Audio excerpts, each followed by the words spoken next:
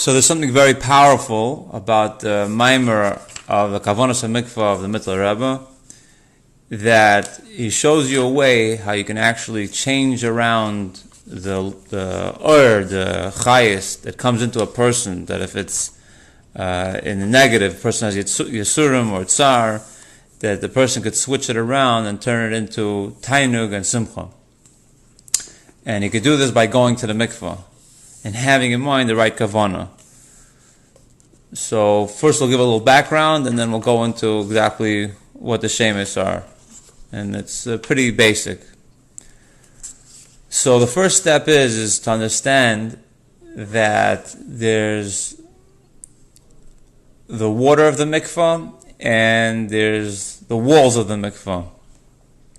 The water of the mikvah comes from a place which is higher than Seder Shtalshlus. And by definition, that means a level of keser, a level of tainug, a level of pleasure that not only does it not like pain, but it'll go out of its way to erase pain wherever it is. If a person could tap into that level, which he can through mikvah. And once the first symptom took place in the start of Seder Shalshus, which is in Chochmah of Atzilus, and more specifically in Chitzonis HaChochmah, at that point, everything in the Kav is considered in Tsar. Everything is considered a dal.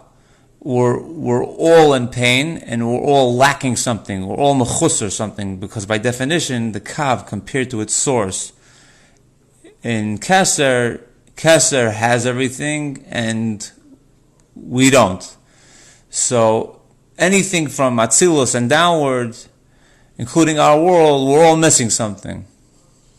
So the way to change everything around is a person has to go back to the source. Now, to explain a little bit more about what the source of water, what makes water so powerful.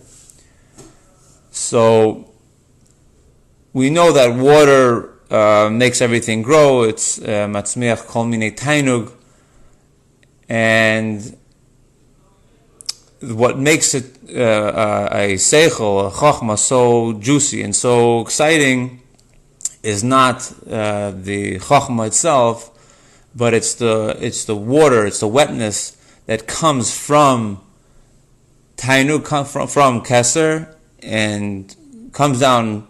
In our example, would be into a person's brain.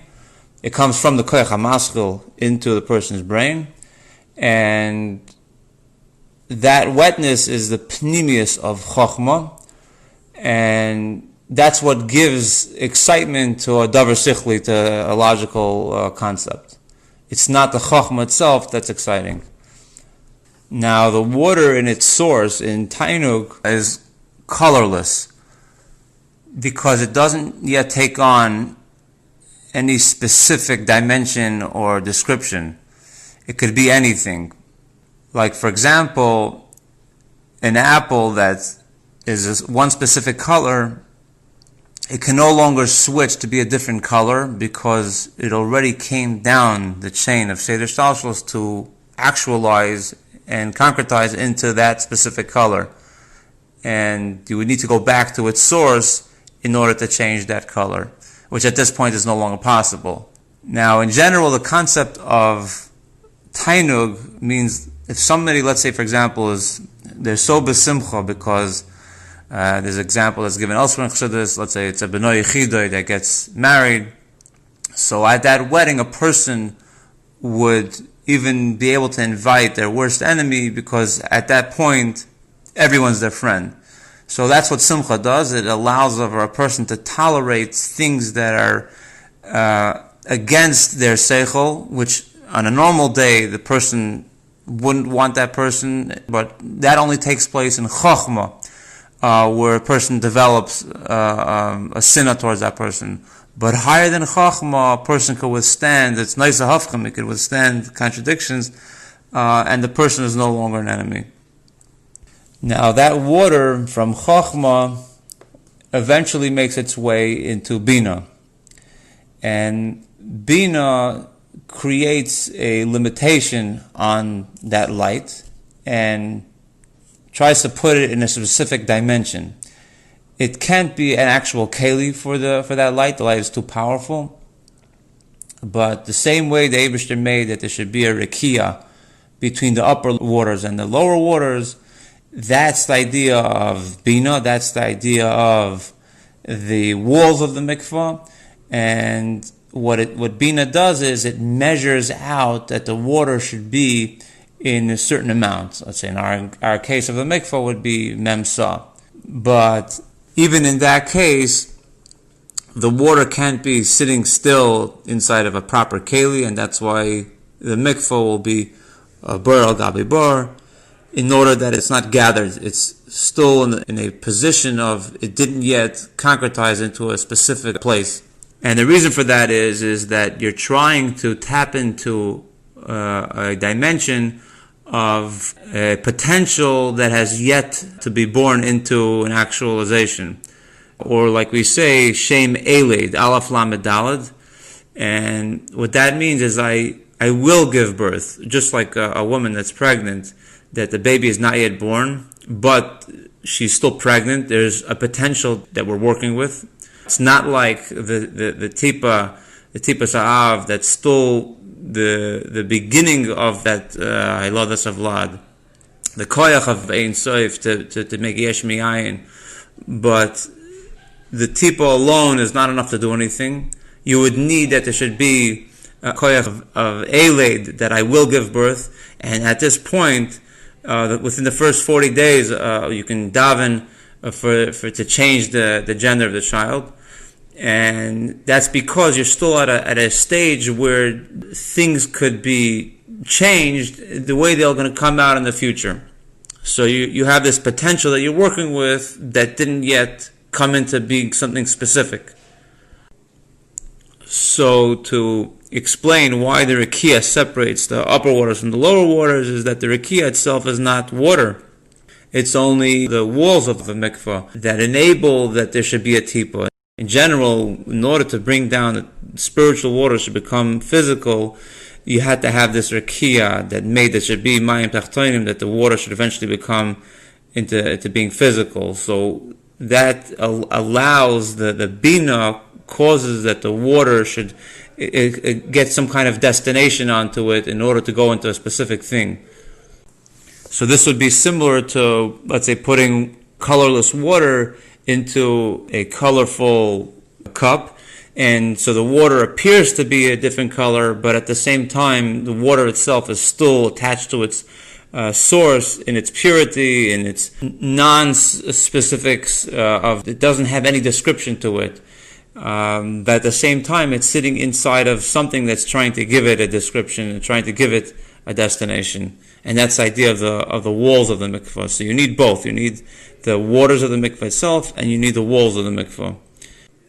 Now, just by having the walls of the mikvah, just by having the concept of bina that's ready to give birth, that's not enough to make a reversal, a change in its source, because we say that the same way that Malchus is considered a dal, Malchus is limited by the mere fact that it's part of Seder Shtalshlus. So the source of Malchus, which is Bina, is also limited because of the very fact that there's a mother that's giving birth. By definition, it means that we already have that destination going forward, and if you don't have the original Tipa Sa'av alongside it, as far as having the waters of the mikvah and the walls of the mikvah, so then you're already set in your ways, and there's no possibility to go back and change it. So you need both the waters of the mikvah and the walls.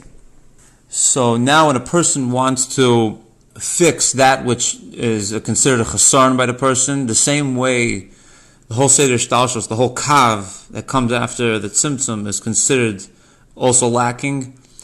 So the person would have to come on to this concept of what we say Shem Eled, and Shem Eled is explained as Aleph Dal. If you reverse the letters and separate them, there's Aleph and Dal, and the Aleph goes on Alufa Shaloilam, and that we're talking about the waters of the mikvah that's coming from higher than the Seder Shtalshus, it's coming from Keser, and the Dal part of the word is referring to the fact that everything is lacking, and the person is lacking, Seder Shtalshus is lacking. So by going into the waters of the mikvah, the person is accessing those same levels where the water comes from, the ultimate tainug, which is atik, and which is higher than Seder Shtalshus. And when a person is toiving the mikvah, he should have in mind that he's making himself batal into achtus apshuta, which is basically the Eibishter is the ultimate in simplicity, and what we mean by that is it's a simplicity that has anything that he would want to be, is a kol yachol, not our version that we would normally refer to when we use the word simple.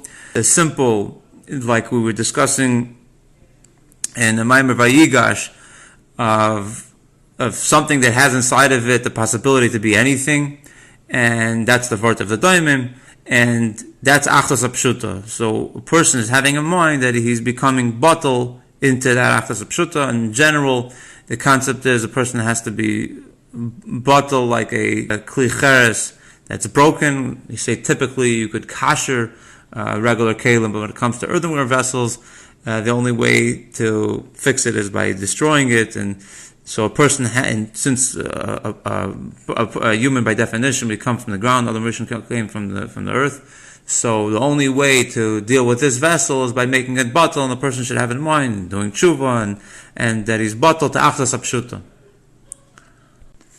This level we're talking about achtas apshuta, that's the same level of where the water comes from, which is a tainug, which is prior to the Seder Shtalshus. And being that when it comes to the ultimate tainug of atik, in this level, it cannot stand Yisurim, so automatically the person is able to fix and sweeten any bitter things that exist in his life and turn it over to toiv and to simcha. And he's basically bringing down new hamshacha from the Eibishter himself. So there are three names that a person has to have in mind with the Kavonos mikvah, and the first one is that the fact that all the worlds are batal to Malchus of Atzilus, because that's the true source, what keeps the Eibishter uses Ara, which is Malchus of Atzilus, in order to keep our world alive. And if the person has in mind that all of the worlds, including himself, is batal into Malchus of Atzilus, and over there the Shem Adnai is used. Then after that, the person lifts up even higher to the Zav Atzilus, and over there is Shem Ag, and Shem Ag is a combination of Shem Havaya and Shem Adnai, and it stands for Ata Gibor. Shem Ag stands for Ata Gibor. Elsewhere it says Ata Gibor Le'el Hashem, which is Shem Egla, but here he just says a simple version of Aleph Gimel, and that level of Ag helps build up that there should be Moichin for Malchus. And then the person goes up even higher into the source of Moichin of Zah, and the source of Moichin of Zah is in Bina. So we have so far is the first level the person has in mind is going into Malchus of Atzilus, which is Shem Adnai. The second level person is going into Shem Ag, which is the Midas of Atzilus, and in that level there's a possibility for affliction that a person should have Yisurim Ba'ava, because it's like Gvura coming from Chesed, Ata Gibur, and it still in all comes from the Eibishter's Chesed, but what we want to do is we want to bypass that and go even higher, so we're elevating from the Shem Ag into the third name, which is Shem Aleph Dal, like we were saying before, which is Shem Eled. Here it's just written out as Aleph Dal, that's the mikvah, which is the keli that measures out the water that has no color to it.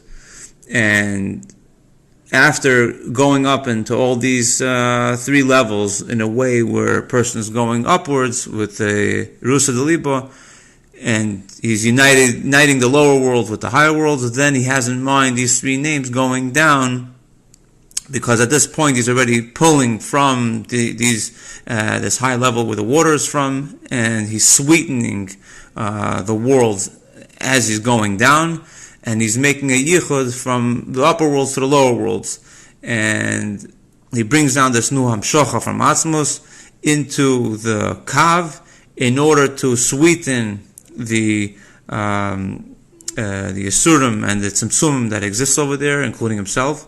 And he continues to draw it down, that Bina, which is the source of everything that comes afterwards, is a source of Malchus, it's a source of Zod, that it should have, from the source of everything, that it should have also sweetness, and it should go from there and make, so that's again back to Aleph Dal. So this is the second time around Aleph Dal on the way down, and from there a person brings down from Bina, from this level of Aleph Dal, he brings down Moichin into Zah, and what we said before, that's a level of Ag, and he brings down from Ag that it should also be more Moichin for Nukva, which is Malchus, and he sweetens Malchus over there also, and then he brings from Malchus, which is Shem Adonai, like we said, that there should be Amtaka, Viter sweetness down here in our world, that it should create a power of Yesh Mi'ayin from the Eibishter to make to heal anybody that's sick or anything that anyone's missing in this world. Because what happened is, let's say, for example, someone had, the example he gives here is, let's say, a punctured lung. And so what ends up happening is the oisies, the kalim of that organ that's missing, its chayes, those oisies, they left, and they went upwards. It was a stalkos, and by bringing down this new hamshacha, a person is fixing those kalim, and that allows the original light to come down. Now the question is asked, why can't I just think about the Eibishter and learn another mimer and also fix the chesroinus in my life with accessing that same tainug in understanding the Eibishter, which in a way is more edel and more ruchni than the waters of the mikvah. Because if it's about accessing that mayim, I could accomplish that through the mayim in my brain by thinking about the Eibishter deeply.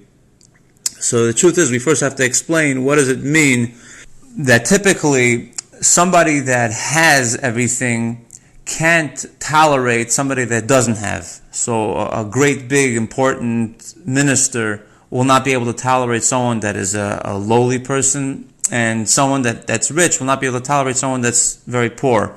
And it works by scale, that respectively, that the more a person, greater a person is, the more he can't tolerate that poor person. And if anything, he runs from that person because it's so repulsive to him. But the truth is, in our case, when it comes to the Eibishter, it's a direct opposite.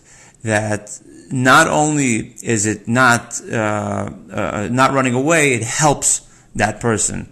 The Eibishter helps the person. So what it means to say is that when a person is accessing the waters of the mikvah, by definition, because the source of it is tainug, and the Eibishter's tainug will heal everything that's missing wherever it goes in its path. And it has a concept of hispashtus. It's a grand hispashtus of tainug wherever it goes. And even if it finds itself in a contracted space like a mikvah, it's limited.